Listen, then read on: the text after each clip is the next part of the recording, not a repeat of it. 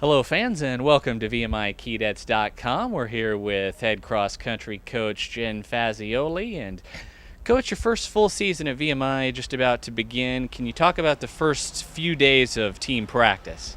Well, they've been good. It's definitely been a learning experience. I'm learning where they are in their training, who's done the summer work and who hasn't, and also learning how best to handle some athletes, how they better train.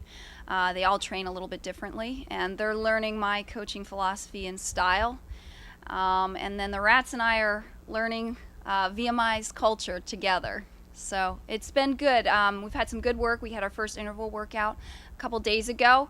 We've got some people who are ready to go already, and got some good leaders this year, some good returners. So I'm excited for our first meet to see where we all are. All right, you mentioned that first meet, September 1st, out at the Virginia Horse Center. What kind of turnout are you expecting, and are both of the Keydet teams going to be at full strength that day? Well, it's probably going to be a pretty low-key meet. We're hoping for 4 to 6 collegiate teams, which would be plenty. To me, it's about one step up from our time trial, which we held last week. It's a chance for especially my freshmen, my Rats, to make the transition a little bit easier for them. So the guys will be going under distance. It's hard enough to make a transition to 8K, but especially what they go through with matriculation week here first. So I like that aspect of it. And like I said, it's just giving me a little bit more information about where they are before we go to JMU in 2 weeks as well. So it's going to be a pretty low-key meet, but it'll be a chance for them to race at home, and hopefully we get some people to come out and come watch us. All right, certainly hope that that's the case. You mentioned the team time trial that was held recently. Can you offer some comments on that?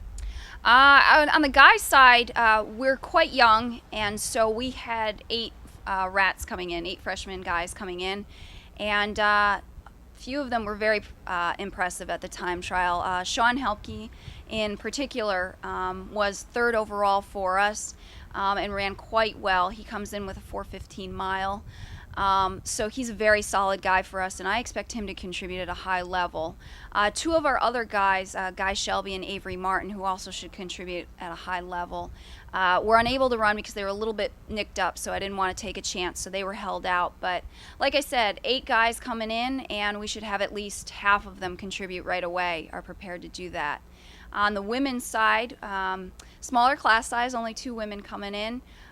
Kelsey Newcomb and Natalie Young. Natalie was our second woman at the time trial, and she's just improved leaps and bounds her last outdoor season. So I'm very excited to see where she is. Big thing with her is keeping her healthy, and Kelsey is primarily mid-distance track runner, so we're continuing to build our base with her, but I was very excited about where she was. It's a good start for her.